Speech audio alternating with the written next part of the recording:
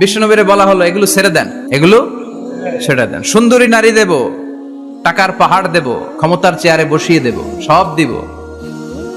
এই হচ্ছে আমাদের 3 দফা। নারী দেব, সম্পদ দিব, ক্ষমতা দিব। বিষ্ণু বললেন আমার খালি 1 দফা। আমার কয় দফা? 1 দফা। লা ওয়াদাউ আশ-শামসা ফি ইয়ামিনি, সূর্য যদি ডান হাতেও দাও, ওয়াল কামারা ফি ইয়াসারি, চন্দ্র যদি বাঁ হাতেও দাও, এই কালেমার দাওয়াত থেকে 1 হাতও আমারে পিছনে নেওয়া যাবে না। চিল্লা এখন ঠিক কিনা? মুমিন কখনো ভয় পায় না, মুমিন কখনো পিছু হটে না, মুমিন স্ট্র্যাটেজি চেঞ্জ করে, মুমিন কৌশলী হয়। এই রাস্তা দিয়ে যাওয়া যায় না, বৈশা বৈশা কেঁদে লাভ নাই, রাস্তা আরেকটা খুঁজতে হবে, আরেকটা রাস্তা বানায় নিতে হবে। এটাই হচ্ছে মুমিনের বৈশিষ্ট্য। আল্লাহ তুমি বুঝার তৌফিক দাও। মাদানী ইনিংসে বিশ্বনবী গর্জে উঠলেন, জ্বলে উঠলেন আপন শক্তিতে। তো বিশ্বনবী মাদানী ইনিংসে যেটা করেছেন সেটা হচ্ছে সমাজ সংস্কার করেছেন। He was a very good reformer of the society, as a father, as a husband, as a reformer of the society, as a lawgiver, as a lawmaker, as a commander, and as a messenger. Muhammad is the superman of the world. স্বামী হিসেবে, বাবা হিসেবে, নেতা হিসেবে, নবী হিসেবে, সমাজ সংস্কারক হিসেবে, আইন প্রণেতা হিসেবে মুহাম্মদ হচ্ছেন এই পৃথিবীর জন্য সুপারম্যান। তার কোনো তুলনা হয় না, বিশ্বনবীর কোনো তুলনা হয় বিয়ন্ডলেস, বাউন্ডলেস, বটমলেস।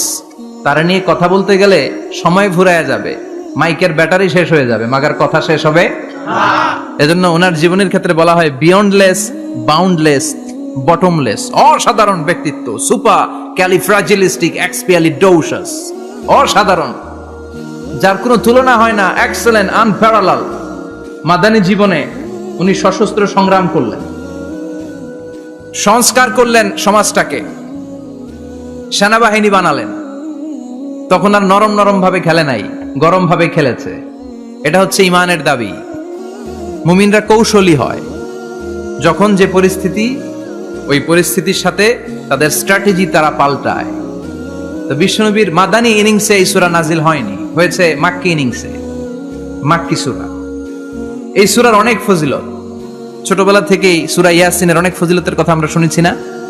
বিশ্বনবী বলেছেন ইন্না লিকুল্লি শাইইন কলবান ওয়া কলবুল কুরআনি সূরাতু ইয়াসিন। সব জিনিসের একটা কলব আছে, হৃদয় আছে, অন্তর আছে, আর কোরআনের কলবের নাম হচ্ছে সূরা ইয়াসিন। বিশ্বনবী বললেন ইন্না লিকুল্লি শাইইন কলবান, সব জিনিসের একটা কলব আছে। ওয়া ইন্না কলবাল কুরআনি সূরাতু ইয়াসিন, আর কোরআনের কলবের নাম হলো সূরাতু ইয়াসিন। বিশ্বনবী বলতেন ইন্না ফিল জাসাদি মুদগা, দেহে একটা গোশতের টুকরা আছে, ইদা সালুহাত সালুহাল জাসাদু কুল্লু, এই দেহের গোশতের টুকরা যদি ভালো হয়ে যায়, পুরো দেহটারে ভালো করে দেয় কে? আল্লাহ। এই দেহের গোশতের টুকরাটা যদি পচে যায়, পুরো দেহটারে নষ্ট করে দেয় কে? আল্লাহ। বিশ্বনবী বললেন আলা ওয়াহিয়াল কলব, ওই টুকরাটার নাম হলো কলব। টুকরাটার নাম কি? এজন্য কলবের মধ্যে আল্লাহর জিকির বসাইতে হবে। কি বসাবেন? নাকি আয়না বসাবেন? আয়না বসায় না? আয়না বসাইয়া দেমর। নবীর কলবে আয়না বসায় নাই নবী। সেদিন আবু বকর, ওমর ফারুক, কেউ আয়না বসাইছে? আবু হানিফা, শাফিঈ, এরা কলবের মধ্যে আয়না বসাইছে? বসাইছে জিকির। চিল্লায় বলেন বসাইছে কি? এজন্য আল্লাহ বললেন আলা বিযিক্রিল্লাহি তাতমাইন্নুল কুলুব। দুনিয়ার কোন জিনিস দিয়ে কলব ঠান্ডা হয় না, দুনিয়ার কোন জিনিস দিয়ে কলব পরিচ্ছন্ন হয় না। কলব শুধু পরিচ্ছন্ন হয় একটা জিনিস দিয়ে, লা ইলাহা ইল্লাল্লাহ, লা ইলাহা ইল্লাল্লাহু মুহাম্মাদুর রাসূলুল্লাহ সাল্লাল্লাহু আলাইহি ওয়াসাল্লাম। তাহলে কোরআনের একটা কলব আছে, আমাদের দেহে যেমনি কলব আছে, প্রতিটা প্রাণীর যেমনি কলব আছে, অন্তর আছে, কোরআনেরও কলব আছে না নাই? কোরআনের কলবের নাম? চিল্লায় বলেন কোরআনের কলবের নাম। আবার বিশ্বনবী বলতেন রাত্রিবেলা যে ব্যক্তি একবার সূরাতু ইয়াসিন তেলাওয়াত করে ঘুমাতে যায়, সকালবেলা নিষ্পাপ অবস্থায় তারে ঘুম থেকে জাগাবে কে? আল্লাহ। তাহলে এই সূরার মর্যাদা কম কম না বেশি বেশি? বেশি বেশি তেলাওয়াত করতে রাজি আছেন? সকাল সন্ধ্যা তেলাওয়াত করবেন তো? সূরা ইয়াসিন ছাড়াও এই সূরার অনেকগুলো নাম তাফসীর গ্রন্থে পাওয়া যায়। এই সূরার একটা নাম হচ্ছে সূরাতুল কাদিয়া, সূরাতুল তাকদি হাজাতা কারিইহা, যে এই সূরা তেলাওয়াত করে ওই তেলাওয়াতকারীর যে হাজত আছে, প্রয়োজন আছে, এই সূরার বরকতে আল্লাহ তার প্রয়োজন পূরণ করে দেয়। আমাদের জীবনে প্রয়োজন আছে না নাই? কার কাছে চাইবো? বিপদে পড়লে কারে বলবো? আমরা বিপদে পড়লে প্রথমে শেয়ার দেই ফেসবুকে। কোথায় শেয়ার? আগে শেয়ার দিব কার কাছে? মনে থাকবে? বিপদে পড়লে ফেসবুকে শেয়ার দিব না, বন্ধুরে শেয়ার করব না, বউয়ের কাছেও পরে শেয়ার করব, আগে শেয়ার করব কার কাছে? মনে থাকবে? এজন্য বিশ্বনবী বলতেন এই সূরার নাম সূরাতুল কাদিয়া, মানুষের হাজত পূরণ করে দেয়। এই সূরা তেলাওয়াত করে যদি আপনি আল্লাহর কাছে কোনো বিপদ থেকে পানা চান অথবা কোনো প্রয়োজন নিয়ে দোয়া করেন, সূরার বরকতে প্রয়োজনটা পূর্ণ করে দেয় কে? কেউ যেটা পারে না পারে কে? কেউ যেটা দেয় না দেয় কে? কেউ যেটা শোনে না শোনে কে? তাহলে পেলাম সূরাতুল কাদিয়া। আরেকটা নাম আছে সূরার, সেটা হচ্ছে সূরাতুল আযীমা, সুমহান সূরা। কি সূরা? সুমহান, আযীমা। এই আযীম আর আযীমা এই শব্দ দুইটা অনেক দামি, আল্লাহ যে কোনো জায়গায় ব্যবহার করেন নাই। বিশ্বনবীর চরিত্রের উপমা দিতে যে আল্লাহ আযীম শব্দ বলেছেন, তাই না? রব্বুল আলামিন বলেন ওয়া ইন্নাকা লাআলা খুলুকিন আযীম। ও নবী, সাধারণ কোন চরিত্র আপনারে আমি দেই নাই, আপনারে আমি দিয়েছি আযীম একটা চরিত্র, খুলুকুন আযীম। And verily indeed you are on a very good standard of character. অসাধারণ চরিত্র দিয়েছি। বিশ্বনবীর চরিত্র বুঝাতে যে আল্লাহ কি শব্দ ব্যবহার করেছেন? কথা বলে না, তাফসীর শিখে যেতে হবে। কোন শব্দ ব্যবহার করেছেন? আযীম। আবার আল্লাহ নিজের পরিচয় দিতে যে আযীম বলেছেন, ওয়ালা ইয়াউদুহু হিফযুহুমা ওয়া হুয়াল আলিয়্যুল আযীম। সুবহানাল্লাহ। আকাশ জমিনের নিয়ন্ত্রণ করতে যে আল্লাহ কখনো ক্লান্ত হয় নাকি? কারণ তিনি হচ্ছেন আল আলিয়্যুল আযীম। আল্লাহু আকবার। তার মানে নবীর চরিত্রের ক্ষেত্রে আযীম, আল্লাহর নিজের সত্তার ক্ষেত্রে আল্লাহ বললেন আযীম। আবার বললেন কিয়ামতের দিন গোটা পৃথিবীটারে আমি নাড়িয়ে দেব, গোটা পৃথিবীতে একটা আমি ভূমিকম্প দিব। এই কথাও কোরআনে আছে না নাই? ইদা জুলজিলাতিল আরদু জিলজালাহা আল কারিয়াতু মাল কারিয়া। পুরো পৃথিবী কাঁপিয়ে দিব। এই কাঁপাকাঁপিটা ওই দিনের ভূমিকম্পটা কি অন্যান্য সময়ের ভূমিকম্পের মতো হবে? এই ভূমিকম্পকে আল্লাহ বলেছেন আযীম। ইন্না জালজালাতাস সাআতি লা শাইউন আযীম। সেদিনের ভূমিকম্প সাধারণ কোনো আর্থকোয়েক নয়, সাধারণ ভাইব্রেশন না, এটা আযীম। আবার আল্লাহ কোরআনকেও আযীম বলেছেন, ওয়ালাকাদ আতাইনাকা সাবআম মিনাল মাসানি ওয়াল কুরআনাল আযীম। ও নবী, আমি আপনারে নিত্য পাঠনীয় সপ্তবাক্য সূরাতুল ফাতিহা দিয়েছি, সাথে সাথে কোরআনে আযীম দান করেছি। সুবহানাল্লাহ। তার মানে কোরআনের ক্ষেত্রে আযীম, কিয়ামতের ভূমিকম্প এটা আযীম, আল্লাহ নিজেও আযীম, বিশ্বনবীর চরিত্র। আবার এই সূরাটাও যেহেতু দামি, এজন্য এই সূরার নাম সূরাতুল আযীমা, সূরাতুল সুমহান সূরা। এটা যেন তেন সূরা নয়, এটা তো কোরআনের কলব। কলব ছাড়া মানুষ বাঁচে? হার্ট ফাউন্ডেশনে যেয়ে দেখবেন মানুষের কি অবস্থা। হৃদরোগ, হৃদয় যার নষ্ট, তার যে কত কষ্ট। এই যে কি পরানো লাগে এখন? রিং পরায়, এনজিওগ্রাম, এনজিওপ্লাস্টি করে আর্টারি ব্লক করে ফেলে। চর্বি, এত চর্বি আমরা খাই, এত গরুর গোশত আমরা খাই। মনে রাখবেন, যেই প্রাণীর পা বেশি ওইটার ভিতরে কোলেস্টেরল বেশি। মাছের কয় পা? হ্যাঁ, নাই, এখানে নাই, মাছের পাটা নাই, কোলেস্টেরল নাই। মুরগির কয় পা? জোরে বলতে হবে। তার মানে কিছু কোলেস্টেরল আছে না নাই? গরুর কয় পা? কোলেস্টেরল বেশি না কম? এইবার কোন চিংড়ির কয় পা? সবচেয়ে বেশি কোলেস্টেরল কন্টেইন করে শ্রিম্প, প্রন, চিংড়ি। এজন্য এগুলো কম খাইতে হবে। তবে 40-এর আগে যারা আছেন ধুমায়া খান, 40-এর পরে এই যে মাটন, ল্যাম্ব, ছাগলের গোশ, খাসির গোশ, চিংড়ি, এগুলো আপনার ডায়েট থেকে বাদ দিয়ে দিতে হবে। বুঝতে পেরেছেন? এজন্য এই সূরাটা যেন তেন সূরা নয়, এটা তো কোরআনের কলিজা, হার্ট, হৃদয়। এজন্য সূরাটা সূরাতুল আযীমা। সুবহানাল্লাহ পড়েন। তার মানে 1 নম্বরে পেলাম সূরাতুল কাদিয়া, 2 নম্বরে পেলাম সূরাতুল আযীমা, 3 নম্বরে সূরার আরেক নাম হলো সূরাতুল মুইম্মা। সূরাতুল মুইম্মা। মুইম্মার 2 অর্থ। এক অর্থ হচ্ছে এটার বরকতটা আম, সবার জন্য, যেই পড়ে সেই বরকত পায়, এজন্য মুইম্মা। আবার মুইম্মার আরেক অর্থ হচ্ছে যেই সূরা শত্রুকে অন্ধ করে দেয়। কি করে দেয়? এই সূরার প্রথম 9টা আয়াত যদি বিপদে পড়ে, শত্রুর কবলে পড়ে আপনি তেলাওয়াত করেন, শত্রুর চোখটারে অন্ধ করে দিবে কে? আল্লাহ। বিশ্বনবী মক্কা থেকে যখন মদিনায় যায়, হিজরতের সময় বিশ্বনবী সূরাত ইয়াসিনের প্রথম 9টা আয়াত তেলাওয়াত করলেন। তেলাওয়াত করে আল্লাহর নাম নিয়ে ঘর থেকে বের হলেন। আশেপাশে কাফেররা ঘুরে কিন্তু বিশ্বনবীরে দেখে না, সবাই খেলে এরকম এরকম করে, ডানে বায়ে হাতায় বিশ্বনবীর সামনে দিয়ে যায়, কিন্তু কাফেরদের চোখ অন্ধ করে দিয়েছে কে? আল্লাহ। এজন্য কোরআন তেলাওয়াত করলে কাফেরদের চোখকে অন্ধ বানায় দেয় কে? আল্লাহ। এজন্য সূরার একটা নাম হচ্ছে সূরাতুল মুআম্মা। কি নাম? অন্ধ করে দেয়। তাফসিরে কুরতুবীর মুসান্নিফ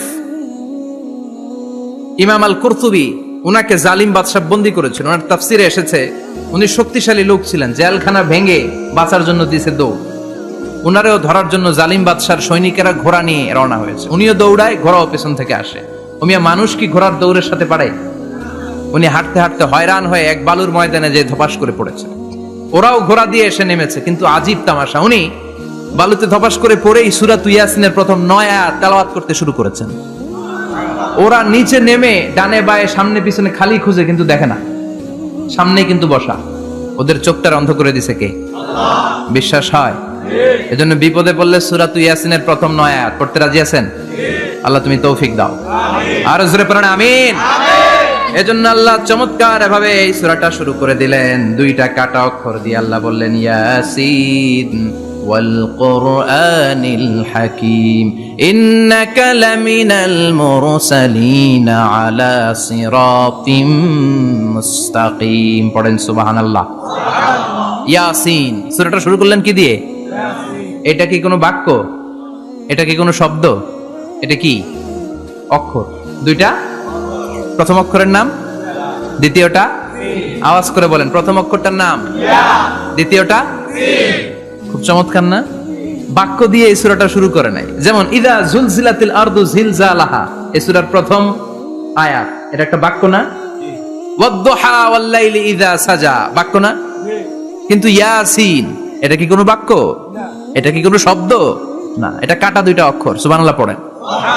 আল্লাহ 114টা সূরার প্রায় 29টা সূরা এরকম কাটা কাটা অক্ষর দিয়ে শুরু করেছেন। সুবহানাল্লাহ নাই? এই 29টা সূরা কখন আল্লাহ একটা অক্ষর দিয়ে শুরু করেছেন, কখনো 2টা অক্ষর দিয়ে, কখনো 3টা দিয়ে, কখনো 4টা দিয়ে, কখনো 5টা দিয়ে। একটা অক্ষর দিয়ে আল্লাহ কোরআনের সূরা শুরু করেছেন। এরকম একটা সূরা বলেন, নুন ওয়াল কলামি ওয়া মা ইয়াসতুরুন। নুন, নুন দিয়ে সূরা শুরু হয়ে গেছে। তারপরে কফ, এক অক্ষর দিয়ে সূরা শুরু হয়ে গেছে। সুবহানাল্লাহ পড়েন। সুবহানাল্লাহ। এবার বলেন 2 অক্ষর দিয়ে সূরা শুরু হয়েছে এরকম সূরা বলেন। এত দূরে যান কেন? এটা আছে না নাই? ইয়াসিন। সুবহানাল্লাহ পড়েন। ইয়াসিন 2 অক্ষর দিয়ে। তারপরে হামিম। এবার 3 অক্ষর দিয়ে আল্লাহ সূরা শুরু করছেন এরকম, আলিফ লাম মিম তাসিন মিম। আল্লাহু আকবার। আবার 4টা অক্ষর দিয়ে সূরা শুরু হয়েছে এরকম আছে না নাই? আবেশাব কোন? আলিফ লাম মিম র, আলিফ লাম মিম সদ আছে না নাই? আবার 5টা কাটা অক্ষর দিয়ে সূরা শুরু হয়েছে এরকম সূরাও আছে না নাই? সূরা মারিয়ামের শুরুতে কি আছে? কাফ হা ইয়া আইন সাদ। সুবহানাল্লাহ পড়েন। এরকম প্রায় 29টা সূরা আল্লাহ কাটা কাটা অক্ষর দিয়ে শুরু করেছেন, কোনো বাক্য দিয়ে নয়, কোনো শব্দ দিয়ে নয়। কি দিয়ে? হারফ দিয়ে। হারফ, এই হারফগুলোরে বলে হুরুফ আত-তাহজ্জি বা হুরুফ আল-মুকাত্তাআত, কাটা কাটা অক্ষর। মনে রাখবেন কোরআনের আয়াতগুলো 2 ভাগে বিভক্ত, একটা মুহকাম, একটা মুতাশাবিহ। মুহকাম মানে যেগুলোর অর্থ আমরা জানি, যেগুলোর ব্যাখ্যা আমরা জানি, যেটার ইন্টারপ্রিটেশন এক্সপ্লেনেশন আমাদের জানা আছে। আর মুতাশাবিহ আমরা অর্থ জানি না, আমরা ব্যাখ্যা জানি না, এটা দিয়ে আসলে কি বুঝাইছে আমরা কেউ জানে না। জানে একজন, চিল্লায় বলেন তিনি কে? আল্লাহ বলেন ওয়া ইন কুনতুম ফি রাইবিম মিম্মা নাযালনা আলা আবদিনা ফাআতু বিসূরাতিন মিন মিসলিহি ওয়াদউ শুহাদাআকুম মিন দুনিল্লাহি ইন কুনতুম সাদিকিন। আল্লাহ বললেন ও জাহেলি যুগের লোকেরা, শোনো শোনো, এত আরবি কবিতা বানাতে পারো, এত গল্প লিখতে পারো, আরবিতে এত নোবেল বানাতে পারো, উপন্যাস বানাতে পারো, আর্টিকেল লিখতে পারো, আমার নবীর উপর যে কোরআন আমি নাজিল করেছি এই কোরআনের ব্যাপারে অন্তরে যদি কোনো সন্দেহ থাকে, বাপের বেটা হলে পারলে কোরআনের মতো একটা সূরা বানিয়ে নিয়ে আসো। পারছে? কিয়ামত পর্যন্ত কেউ পারবে? বিশ্বনবী যেই জামানাতে এসেছিলেন ওই জামানায় আরবি ভাষা সাহিত্যের উৎকর্ষতা সাধিত হয়েছিল। আরবি ভাষার এতটা উৎকর্ষ পৃথিবী কখনো দেখে নাই। কবিতা, গদ্য, পদ্য, গল্প, উপন্যাস, রচনা, প্রবন্ধ, আর্টিকেলের শৈলাপ। এই ভাষা সাহিত্যিকদের চোখে আঙ্গুল দিয়ে আল্লাহ বুঝাতে চাইলেন, এত অর্থ করতে পারো, এত ব্যাখ্যা জানো, এত বড় বড় বুলিয়া ওড়াও, এত কিছু তুমি জানো, তাহলে বলো ইয়াসিন অর্থ কি? সুবহানাল্লাহ কইবেন না? তাইলে বল নুন অর্থ কি, কফ মানে কি, আলিফ লাম রা মানে কি? ফাবুহিতাল্লাযী কাফার। কেউ জানে না, কেউ উত্তর দিতে পারে না। কোন সুবহানাল্লাহ। এটা কোরআনের মুজিজা, এটার অর্থ কেউ জানে না। আর এগুলোর অর্থ নিয়ে খোঁচাখুচি করাও ঠিক না। তবে মুফাসসিরিনে ইকরাম এগুলোর কিছু অর্থ সম্ভাব্য বলার চেষ্টা করেছেন। যেমন ইয়াসিনের অর্থ ইবনে আব্বাস বলেছেন এর অর্থ হতে পারে ইয়া ইনসান, হে মানুষ। সুবহানাল্লাহ পড়েন। কেউ কেউ বলেছে এটার অর্থ হতে পারে ইয়া সাইয়্যিদ আল মুরসালিন। কেউ কেউ বলেছেন ইয়াসিন হতে পারে ইসমুল্লাহ, আল্লাহর নাম। কেউ বলেছেন এটা হতে পারে ইসমুন লিন নবী, বিশ্ব নবীর নাম। আবার কেউ কেউ বলেছেন ইয়াসিন হতে পারে এই কোরআনে কারিমের একটা নাম। কোন সুবহানাল্লাহ। এই সম্ভাব্য সব কথাগুলো বলে পৃথিবীর সব মুফাসসিররা বলতে বাধ্য হয়েছেন আল্লাহু আ'লামু বিমুরাদিহি বিহি। এটার দ্বারা আসল অর্থ যে কি এটা আমরা কেউ জানি না। জানে কে? আল্লাহ। চিৎকার করে বলতে হবে, জানে কে?